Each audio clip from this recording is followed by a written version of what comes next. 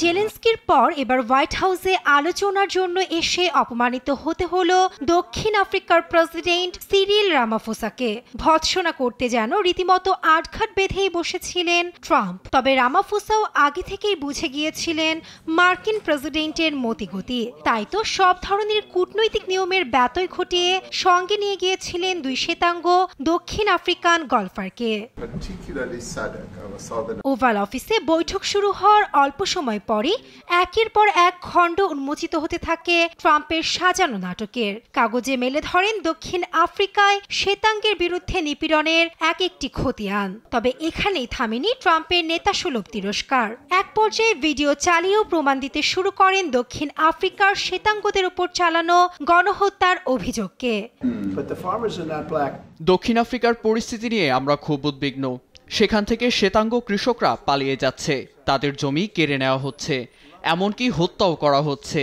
এর মধ্যেই শরণার্থী হিসেবে বেশ কয়েকজনকে যুক্তরাষ্ট্রে স্বাগত জানানো হয়েছে। তবে এই অভিযোগ অস্বীকার করে রামাফোসার দাবি, অপরাধমূলক কর্মকাণ্ডে নিহতরা কেবল শ্বেতাঙ্গ নন, তাদের বেশিরভাগই কৃষ্ণাঙ্গ।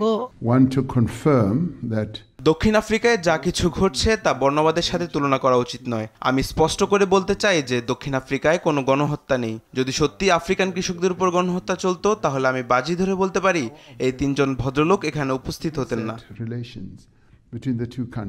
বৈঠকে বাণিজ্য শুল্ক ও গুরুত্বপূর্ণ খনিজ পদার্থ নিয়েও আলোচনা করেন এই দুই নেতা।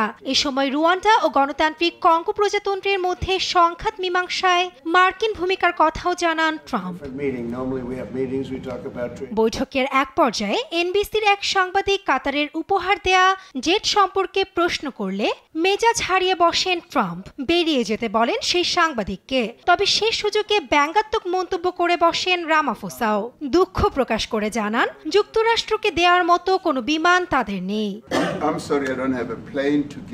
গেল জানুয়ারিতে ক্ষমতায় আসার পর থেকে দক্ষিণ আফ্রিকার বিরুদ্ধে বেশ কয়েকটি কঠোর পদক্ষেপ নেয় ট্রাম্প প্রশাসন। দেশটির জন্য জরুরি মার্কিন সহায়তা বাতিল, রাষ্ট্রদূতকে বহিষ্কার সহ নানা পদক্ষেপ নেয় White House. Nasrin Akhtar, news desk, Desh TV.